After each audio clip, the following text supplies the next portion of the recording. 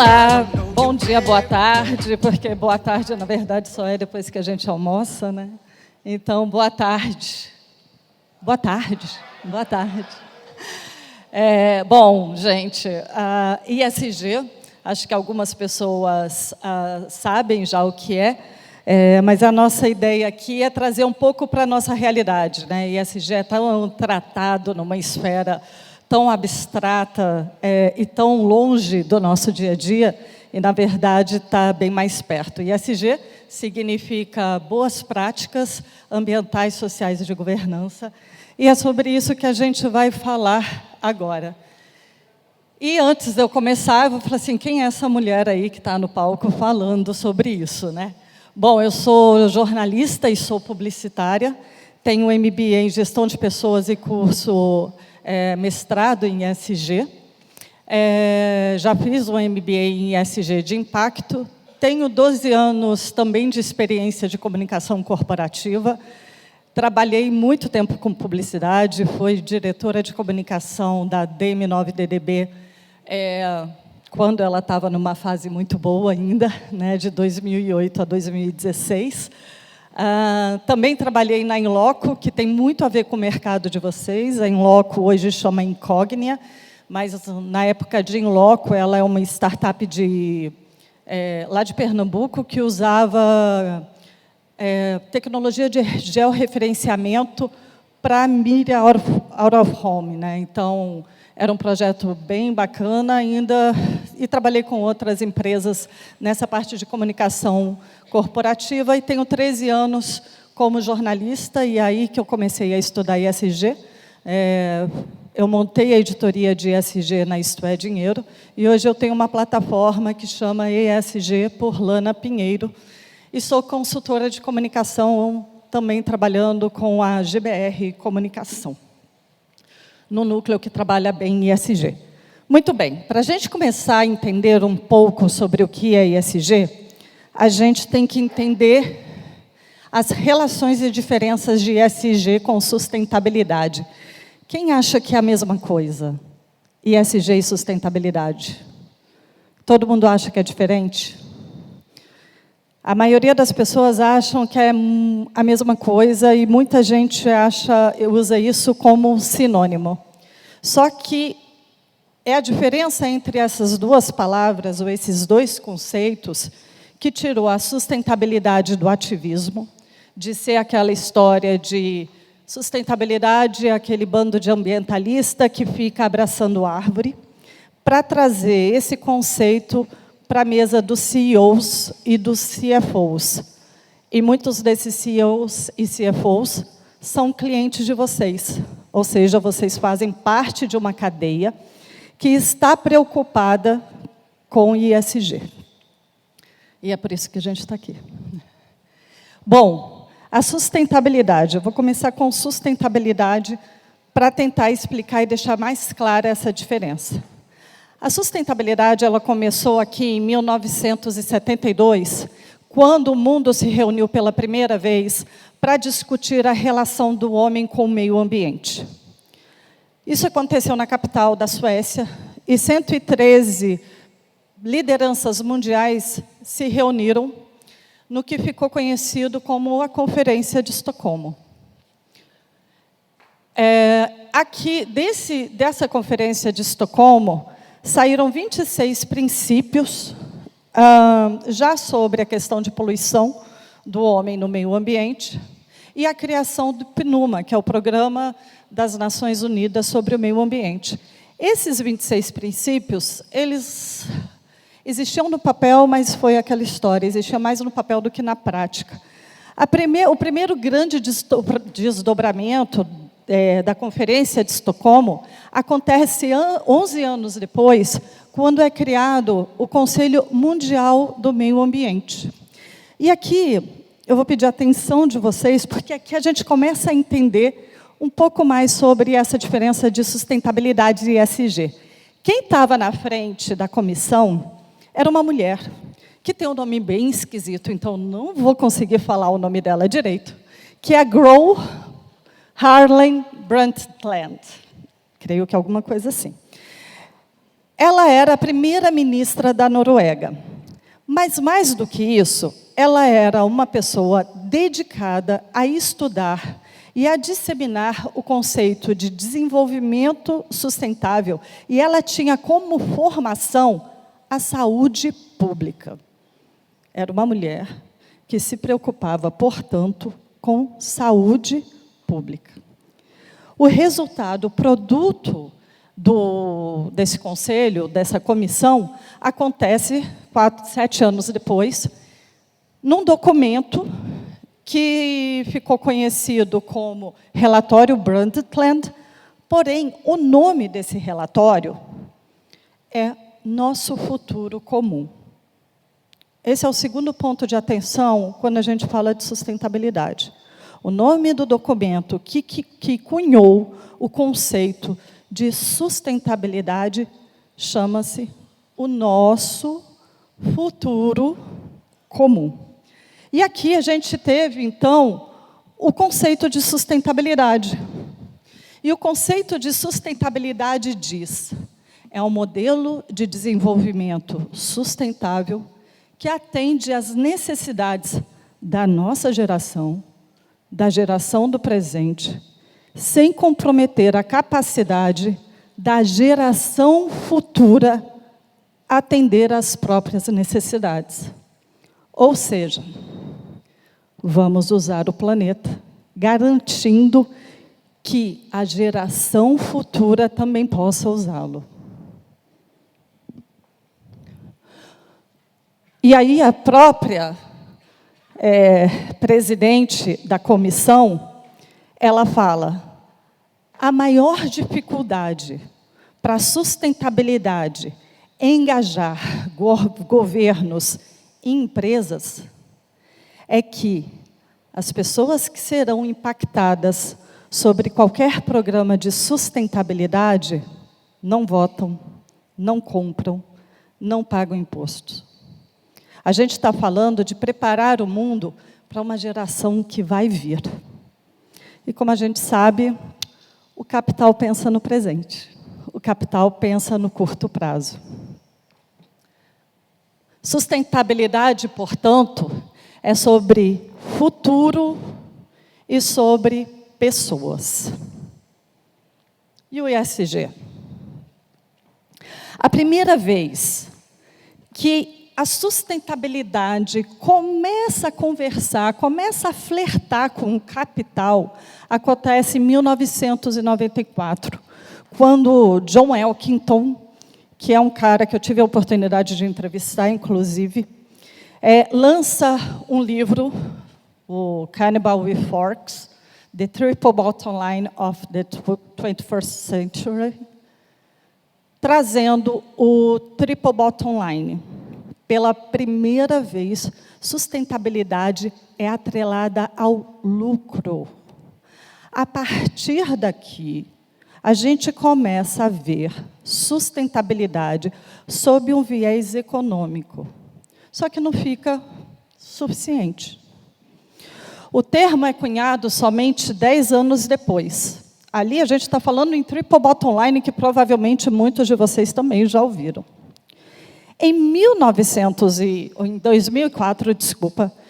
2004, por uma provocação do Kofi Annan, que era o presidente da ONU na época, numa reunião com 50 das maiores instituições financeiras do mundo, ele provoca as pessoas.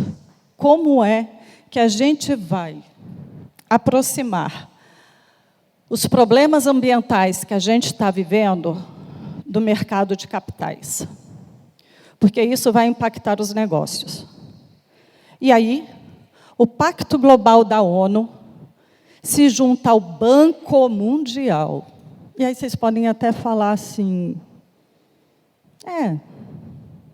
duas instituições fortes, peronomútil.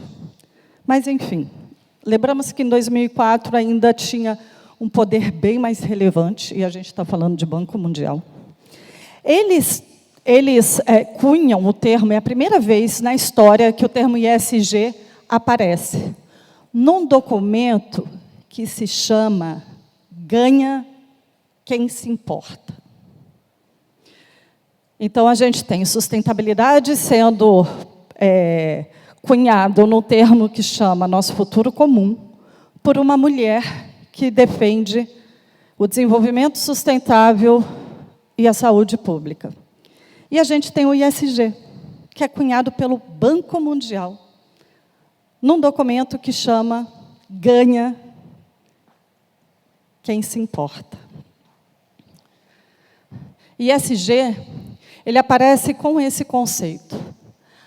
A melhor avaliação dos fatores ambientais, sociais e de governança nas decisões de investimento irão, em última análise, contribuir para um mercado mais estável e previsível, o que é de interesse de todos os agentes de mercado.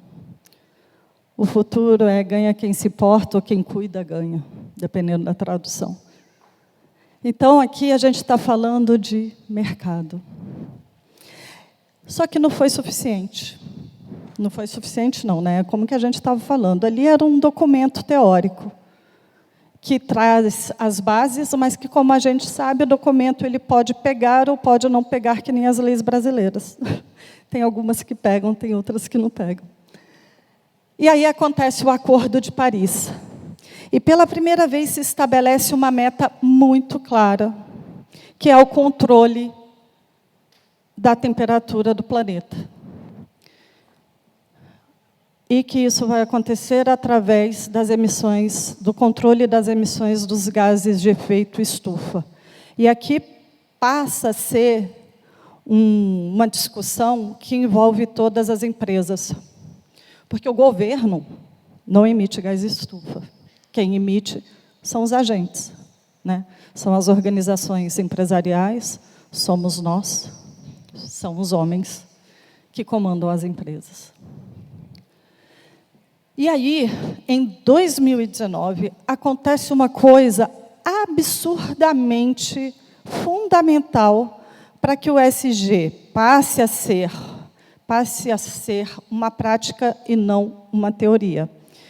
Larry Fink, que é o CEO da BlackRock, como vocês conhecem, que tem mais de 10 trilhões de reais em ativos. Ele é provavelmente o acionista o maior acionista em quantidade de empresas que a gente tem no mundo. Anualmente, ele escreve uma carta, e aí, em 2019, ele chama a atenção falando assim: dentre as prioridades de engajamento da gestão de investimentos da BlackRock, e lembra que a gente está falando em 10 trilhões, na época eram 10 trilhões. Dentre as prioridades de engajamento da gestão de investimento estão. E aí tem uma coisa aqui: diversidade dos seus conselhos, estratégia corporativa, alocação de capitais, remuneração que promove no longo prazo, oportunidades e riscos ambientais e gestão de capital humano. Então, aqui ele começa a dar o tom, ele fala assim: olha, gente, além do dinheiro do curto prazo, além também de gestão de longo prazo, eu estou falando de governança, eu estou falando de ambiental e eu estou falando de social. ISG. Só que em 2020, que ele publica a carta que vai mudar o mundo no sentido de, vai mudar o mercado no sentido de, CEOs e CFOs passam a olhar o ISG como fator de decisão de negócio. Ele fala: os investidores estão cada vez mais considerando que estas questões ambientais, os investidores estão cada vez mais considerando estas questões e reconhecendo que o risco climático é um risco de investimento. Estas questões estão conduzindo uma reavaliação profunda dos riscos e do valor dos ativos. no futuro próximo e antes do que você imagina, haverá uma realocação significativa de capitais. O que ele está falando aqui? Ele está falando o seguinte, né? Olha, eu tenho um monte de trilhão de dólar guardado e eu estou falando que eu vou mudar o meu padrão de investimento, que era uma coisa, para outra coisa que tem alguma relação muito mais forte com questões ambientais. E ali não estava muito claro, mas a gente começou a descobrir que ESG é sobre mercado, é sobre capitais. A gente não está mais falando em abraçar a árvore, a gente não está mais falando no futuro, a gente não está mais falando de pessoas, a gente está falando de investimento no curto prazo. A gente está falando de um mercado de capitais que tem trilhões de dólares e está falando assim, ou você me fala sobre as práticas ambientais que você está fazendo, e mais do que as práticas, eu quero saber, registrado e publicado, quais são os riscos ambientais que você tem, porque risco ambiental que você tem impacta no meu dinheiro. E a gente viu recentemente, eu não vou citar nomes aqui, ainda que seja bastante claro e público, a gente viu que, quando você não tem uma gestão de risco ambiental muito clara e uma provisão desse risco e já um plano de ação, as suas ações despencam. E quando as ações despencam, o que acontece? O investidor perde dinheiro. Então, gente, questão ambiental não é mais sobre o PUM, como eu estava conversando agora há pouco com uma pessoa, não é o PUM da vaca, não é mais abraçar a árvore, não é mais sobre vamos deixar um planeta lindo para os nossos filhos. A questão é o seguinte, cara, ou você faz isso e me prova qual é o seu risco, e o que você está fazendo para mitigá-lo, ou eu não vou investir em você, porque se eu investir em você e eu não tiver clareza sobre isso, quem vai perder dinheiro sou eu. Então, pode tratar de ter isso no seu plano de investimento. E aí, só para materializar isso tudo, de uma forma muito clara, uma das grandes evidências dessa mudança está nas ferramentas e nos atributos que são considerados pela sustentabilidade e pelo ESG. Enquanto na sustentabilidade a gente fala sobre Objetivos do Desenvolvimento Sustentável, que são 17 metas, divididas em 169 submetas, a serem alcançadas até 2030, o documento que ficou conhecido como Agenda 2030, as grandes preocupações eram essas aqui, para todo mundo.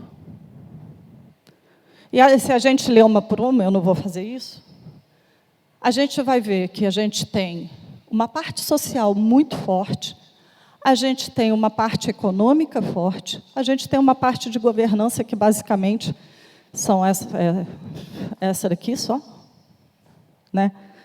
Bem mais fraca. Mas a gente vê que há uma grande mistura entre social e ambiental, e que são práticas que não levam em conta a realidade das empresas. Isso daqui é muito voltado para o governo e também para as empresas, mas sem muitas metas claras e sem muita clareza de como a gente vai conseguir cuidar de cada uma desses 17 objetivos, e muito menos das 169 metas. No ESG, a grande ferramenta para se medir o ESG, ela vem emprestada da gestão de negócio. É um instrumento de gestão, que chama-se matriz de materialidade, que é simplesmente você pôr num quadrante o que é prioridade para a empresa, o que é prioridade para stakeholder. E essa matriz de sustentabilidade, essa matriz de materialidade, ela é usada em pode ser usada em diversas frentes da empresa, como uma ferramenta de gestão. E aqui, quais são, né? Quais as prioridades para stakeholders e para empresas, no que tange os 3 pilares, ambientais, sociais e de governança. E a partir disso, que é feito por meio de pesquisas com CEOs, com CFOs, com acionistas, e com o consumidor e com os formadores de opinião da empresa, é criado... Aqui eu vou voltar só uma coisa que eu esqueci de dizer, que esse instrumento de gestão aqui, ele é feito para cada uma das empresas, não é uma coisa global, não é uma coisa... Se eu tenho uma mineradora, ou se eu tenho, como eu vou usar o exemplo ali da Suzano, que é a maior produtora de celulose e papel que a gente tem no Brasil, são diferentes, ela é feita tailor-made, ela é feita individualizada para a empresa. Daquela matriz, surge alguma coisa assim. Eu peguei só um exemplo, porque, de fato, é uma das empresas mais engajadas em ESG, que é a Suzano. Sai isso daqui, que são os temas materiais da empresa. Isso daqui tem que ser comunicado para o mercado. O relatório de sustentabilidade que nasce ali, o GRI, né, o principal padrão de declaração de sustentabilidade, que nasce entre o livro do John Elkington e o termo do ISG, que é em 1997, ele padroniza isso daqui. Ele padroniza um tipo de relatório. Para quê? Para que as informações de ISG sejam colocadas numa mesma régua, para que todo mundo entenda. Esteja você falando do Brasil ou do exterior. Por quê? Porque os investidores estão no Brasil ou no exterior. Precisa-se falar uma mesma língua. Então, daquela matriz de materialidade, surge alguma coisa parecida com isso, que são os temas materiais. E aí, quando você clica em cada um desses aqui, aparecem coisas assim, que é para cada tema material, cada empresa tem seus compromissos. Tema material é mudança climática. E aí, essa palavra aqui, indicadores, ela é fundamental no ISG. Isso não aparece em nenhuma maneira em sustentabilidade. A partir daqui, é criado diversos indicadores que são apresentadas ao mercado assim. A gente está falando de métrica, a gente está falando de KPI, a gente está falando de números. Isso daqui que o mercado quer ver, é isso daqui que o mercado entende. Independente de se a gente está aqui no Brasil, se a gente está na China, se a gente está nos Estados Unidos, falando com o Larry Fink, ou na Europa. Quando qualquer pessoa do mundo do mercado de capitais, bate o olho aqui, ela vai entender. Então, saiu aqui da configuração, mas acho que é entendível. O ISG foi construído como um instrumento de mercado de capitais que trabalha com contexto. A pessoa precisa explicar o seu negócio e quais são os riscos ambientais que ela tem. E ela trabalha com as evidências, que é a matriz de materialidade e os temas materiais, e ela trabalha com métricas. Isso tudo torna o ISG comparável. E quando a gente fala em dinheiro, é preciso falar em uma régua comparável. Porque sem essa comparabilidade, não tem como eu avaliar se o meu dinheiro, se os meus trilhões de dólares do BlackRock vão para uma empresa ou por outra. Eu preciso de uma régua para comparar, para saber o que é bom e o que é ruim. Não dá para comparar, né, urso polar com pinguim, apesar deles viverem no frio. Só que, quando a gente fala em métricas, aparece uma pedra no meio do caminho. Melhor, no meio do conceito, o pilar social. Por quê?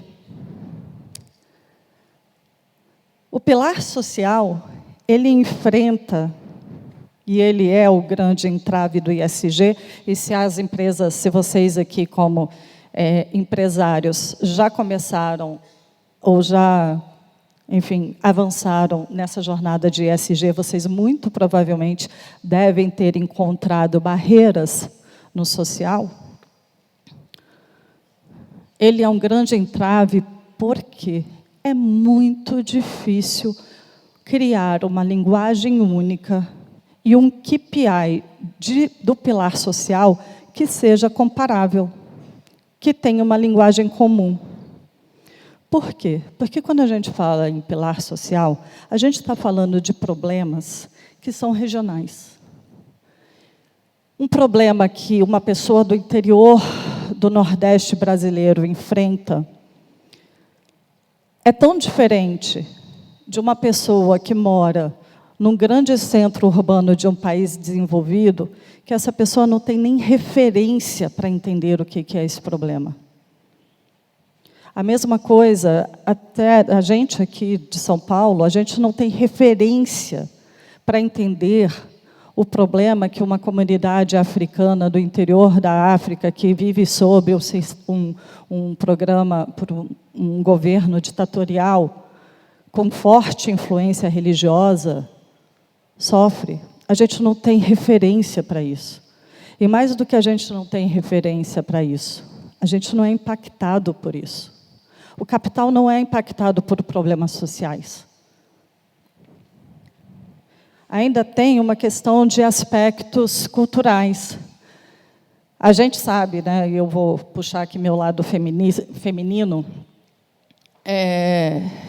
que as mulheres enfrentam, enfim, diversos problemas ainda por questões culturais e religiosos, né? Como que a gente vai conseguir medir o que é certo e o que é errado? É lógico que, como uma mulher que teve todas as oportunidades da vida num país, em cidades, não num país, em cidades, que me promoveram um certo tipo de educação, um certo tipo de liberdade, eu acho que o meu modelo é o modelo perfeito. Mas eu não tenho condições nenhuma de julgar, enfim, algumas das práticas religiosas. De julgar eu tenho, talvez de interferir não. Como os aspectos, ou como os impactos, eles são locais, e você não tem nem referência, as pessoas não têm nem referência para entender esses tipos de problema, você não consegue criar uma linguagem comum. Um número é uma linguagem comum. Quando você fala em efeitos de gases estufas, é uma linguagem comum. E mais do que uma linguagem comum, independente onde a emissão aconteça, o impacto ele é global. Se os Estados Unidos, se a China é a maior emissora global de gases de efeito estufa, o efeito daquilo não fica restrito na China. Ele impacta todo mundo. Então, é possível criar uma linguagem mundial, é possível e é preciso criar uma linguagem e KPIs globais. No social, não. Então, você não consegue comparar, e o que não é comparável não é medido. E mais um ponto, que aí é muito mais uma reflexão que eu deixo para a gente discutir um pouco a desigualdade social é realmente um risco de negócio? A desigualdade social, ela coloca em risco o capital, o dinheiro do investidor? Ou um mundo mais igualitário, aqui eu exagerei, seria uma das, eu pus a verdadeira, mas eu exagerei, eu estava bem, uma das ameaças ao modelo econômico mundial. Quando a gente compra da China, porque é mais barato, a gente não tem a ilusão de que o trabalhador da China ganha o que um trabalhador dos Estados Unidos ganha com todos os seus direitos trabalhistas, certo? Então, a gente sabe. O capital sabe. E o capital se beneficia disso de uma certa forma. Então, a gente falar em social como um compromisso mundial para a gente solucionar esse problema,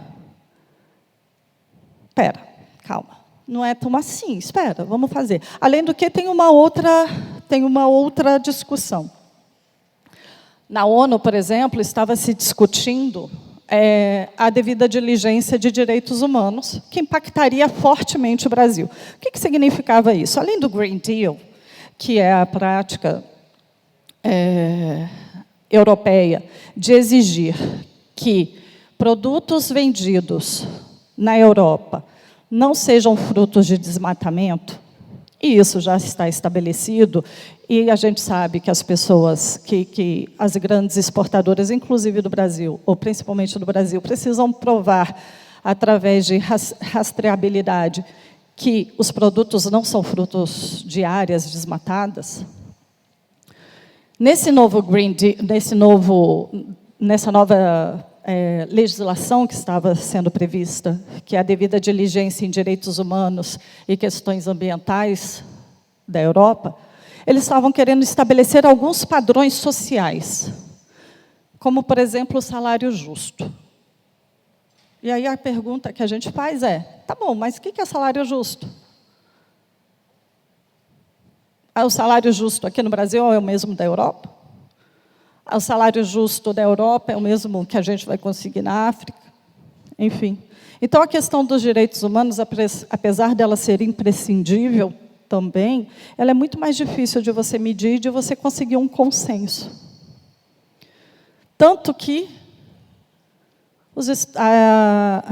a União Europeia acabou de falhar, quer dizer, o Conselho Europeu acabou de barrar a devida diligência, o que para o Brasil, na verdade, para os exportadores do Brasil, não é um mau negócio, por sinal é um ótimo negócio, porque senão os grandes exportadores do Brasil, do Brasil e do mundo para a Europa, além de provar que os produtos e as grandes commodities não são produzidas em áreas desmatadas, a gente precisaria provar que a nossa cadeia de fornecedores está em acordo com os padrões europeus de direitos humanos. Isso é tão sério, isso é tão difícil, tão sério é, e vai continuar sendo. Mas é tão difícil de se alcançar, que a própria Europa voltou para trás. E a BlackRock também. Isso daqui é muito recente, está acontecendo, já vem assim, alguns sinais de que isso estava acontecendo, mas isso está acontecendo bem recentemente, tem 2 semanas, que a BlackRock está falando o seguinte, opa, pera, não é bem ESG. ESG é muito difícil. Vamos focar na transição energética. Por quê? Porque eles foram acusados de estar brincando de Deus. Porque eles estavam falando sobre questões sociais, porque eles estavam querendo interferir em questões sociais. Tem até uma expressão que está muito em voga, que chama capitalismo woke, que é uma nova releitura de greenwashing, mas que está acusando as empresas de falarem assim, vocês estão falando essas coisas aí muito bonitas de social, mas é uma baita de uma balela. Então, a BlackRock falou assim, tá bom, vamos rever, vamos evoluir o conceito de ESG e vamos focar nos investimentos de transição. O termo ESG, portanto, ele está passando por um processo de revisão. Lana, o termo vai sumir? Eu acredito que o termo vai evoluir. E talvez essa palavra até passe a não fazer tanto sentido.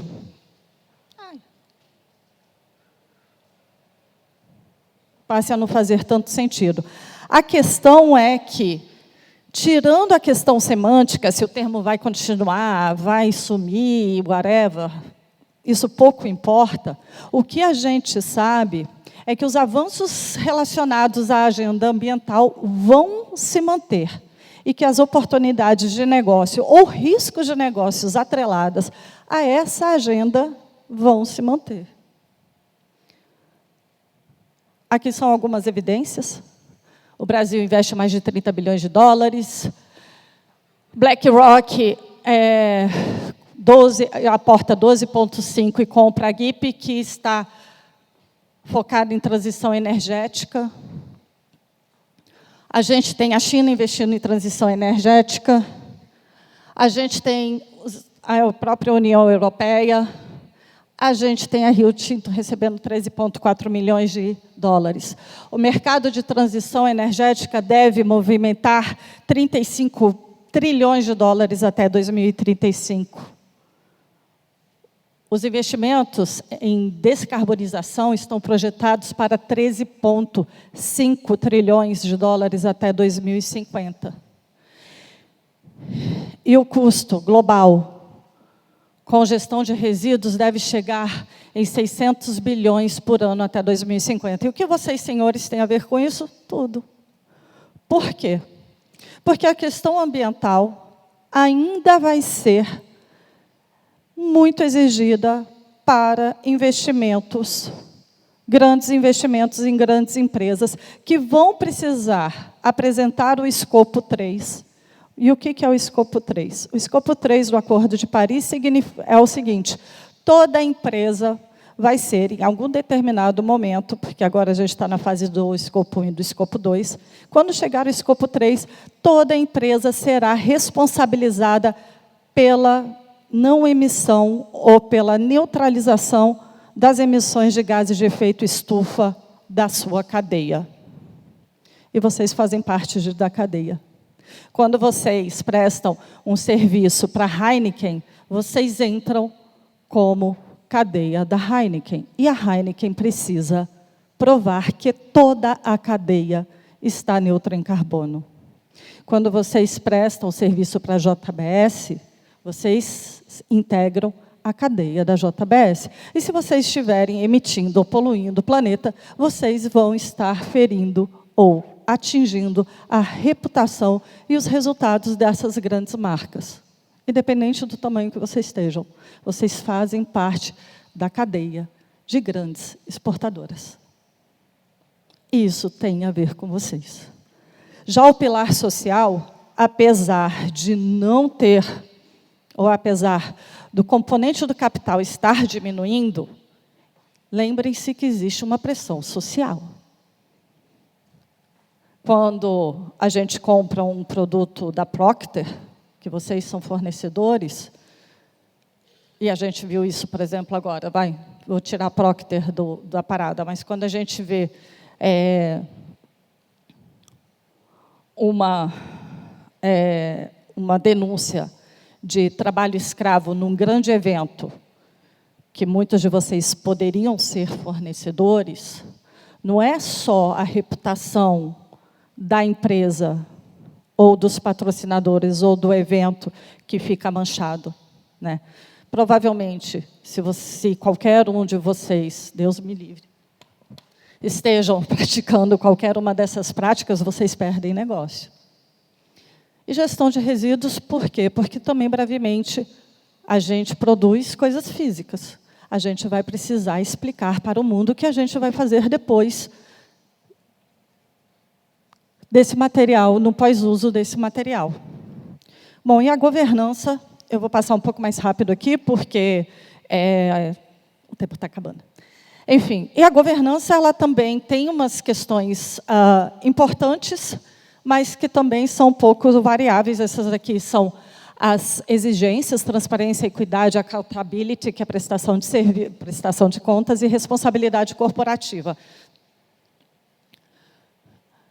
A gente ainda está muito longe de ter uma governança. Muita gente não sabe sequer o que é governança e muito menos consegue dar transparência, ou temos medo, na verdade, de ser transparentes. Só que é o seguinte: se você não é capital aberto, vamos combinar que isso tem um peso ainda muito pequeno.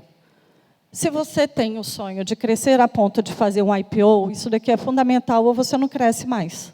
Se você vai precisar fazer uma rodada, um roadshow para algum investimento, porque você quer escalar a sua empresa, isso daqui vai ser importante, porque vai bater no banco sem isso daqui. Você não vai conseguir dinheiro. Então, o ESG é, de fato, muito importante. E lembrem-se, não dá para mentir para o mercado. Cuidado com o greenwashing. E o risco reputacional, quando a gente fala, não, vamos lá pôr na imprensa qualquer coisinha que a gente está fazendo, que a gente plantou uma árvore, que a gente não sei o que lá, mas enquanto isso a gente está emitindo milhões de reais.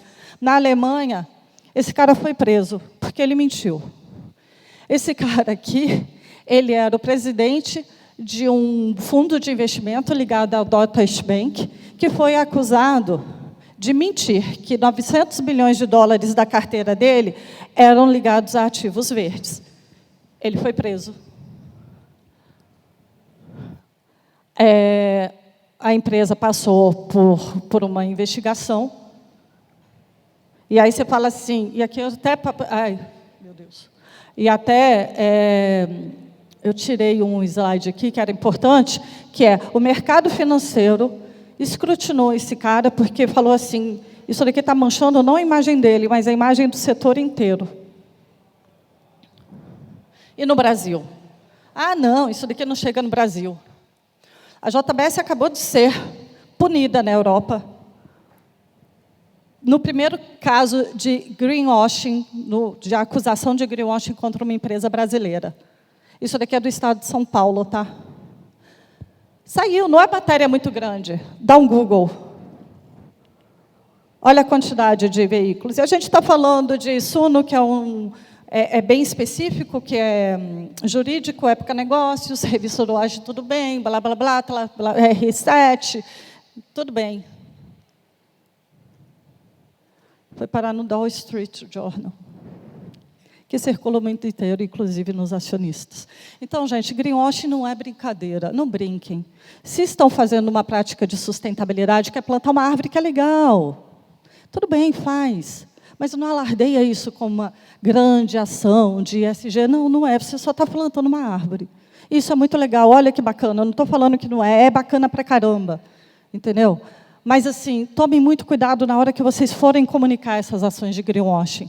A jornada é longa e vai passar por revisões. Mas há um novo modelo de economia surgindo. E esse modelo de economia surgindo vai impactar vocês, porque vocês, de alguma forma, fazem parte desse mercado de capitais. Seja porque vocês vão crescer, ganhar escalas, abrir IPO, ou precisar de investimentos, fazer rodadas de investimentos, ou porque seus clientes estão inseridos nessa economia, nessa nova economia, que é uma economia de baixo carbono e de pouca geração de resíduo. E aí eu termino minha pequena apresentação falando qual será o papel de vocês nessa nova economia. Vocês podem sentar com seus clientes e falar assim, estamos junto com vocês nessa luta por uma economia de baixo carbono e de baixa gestão de resíduo, e a gente quer participar ativamente com vocês das suas estratégias de economia circular e de redução de emissões de carbono, ou vocês vão ser atropelados. E aí, é por isso que a ESG é importante para vocês. E não só para a JBS, para a Vale, para a Petrobras. Isso impacta a gente, isso impacta o seu negócio. Se ainda não impacta, é muito provável que vai impactar. Obrigada. Obrigado, Lana.